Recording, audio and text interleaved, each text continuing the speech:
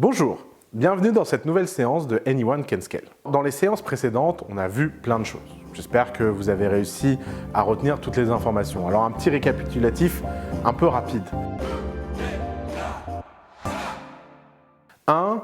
Il faut faire très attention quand on se lance à l'international de faire un maximum de recherche avant de se lancer. 2. Il faut faire des expériences le plus cheap possible. Ne dépensez pas trop d'argent trop rapidement. Entre la question de vaut-il mieux recruter localement ou vaut-il mieux prendre quelqu'un de votre entreprise et l'envoyer, essayez de réfléchir à savoir si votre produit nécessite des adaptations locales ou est-ce que votre produit est universel. Faites preuve d'humilité et d'honnêteté sur cette question. Je vois que les entrepreneurs ont tendance à beaucoup trop considérer que leur produit est universel, même quand ce n'est pas le cas. Évidemment, faites un maximum de recherches et le meilleur moyen de faire des recherches, c'est de lancer concrètement.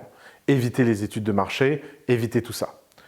Écrivez un maximum de choses et soyez le plus formel possible. Pensez votre conquête internationale comme un véritable produit. Ne surtout pas recruter que des Français pour faire ça.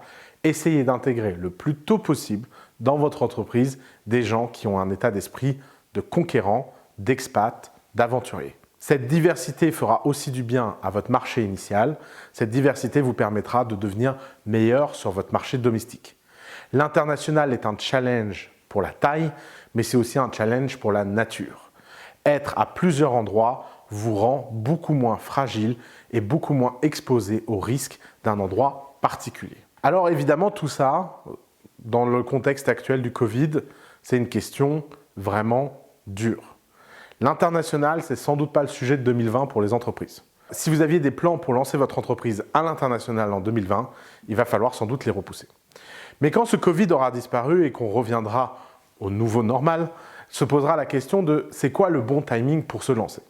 Alors, ça ne sert à rien de se lancer à l'international tant qu'on ne maîtrise pas son marché initial.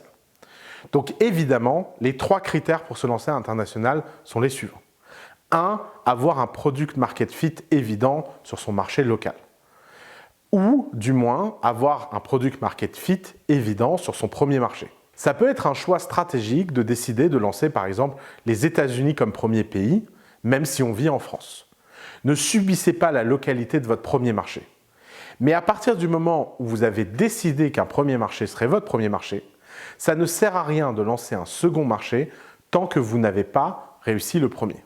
Le deuxième critère, c'est ne partez pas à l'international si vous n'êtes pas capitalisé pour. Pouvoir lancer l'international sans lever de fonds, c'est quasiment impossible. J'ai vu très peu de boîtes bootstrappées réussir un développement international. La seule exception, c'est évidemment les produits qui sont internationaux par nature, du genre une app en ligne qui est en anglais et qui se vend à travers le monde. Mais ça, ce n'est pas un lancement international, c'est un lancement virtuel. C'est un sujet un peu différent. À partir du moment où vous avez besoin d'opérations, de bureaux, etc., ne le faites surtout pas sans capitalisation. Ça pourrait tuer vos bénéfices locaux et ça pourrait tuer votre structure si vous avez le moindre problème sur votre marché initial. Évidemment, quand je parle de levée de fonds, je ne veux pas forcément dire levée de fonds VC. Ça peut être du bancaire, ça peut être des aides à l'export, ça peut être de la BPI.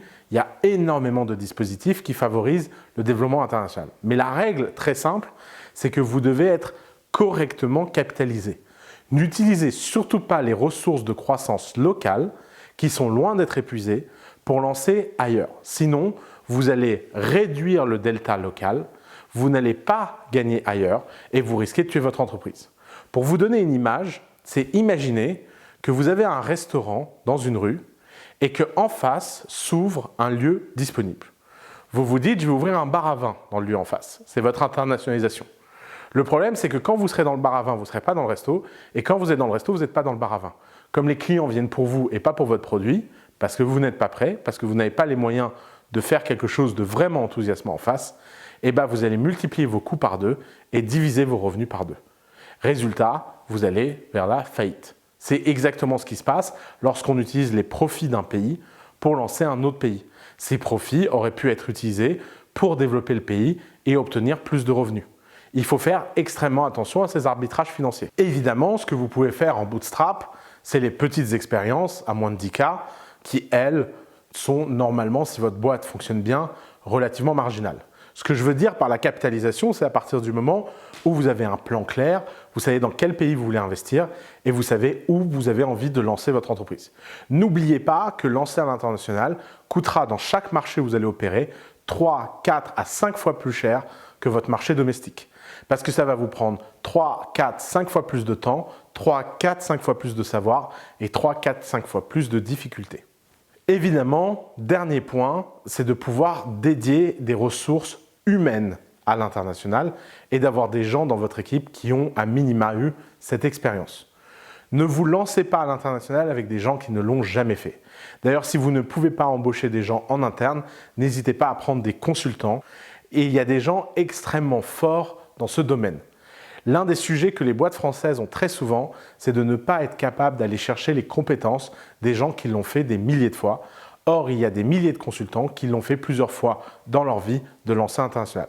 C'est typiquement un sujet où avoir les bons mentors, les bons coachs et les bons advisors peut faire une grande différence. J'espère qu'en tout cas, je vous aurai donné envie de conquérir d'autres marchés. Quand vous êtes prêts, n'hésitez pas à nous pinguer. On se fera un plaisir d'en parler avec vous. Ce chapitre est maintenant terminé. Retrouvez-moi pour la conclusion générale d'Anyone Can Scale.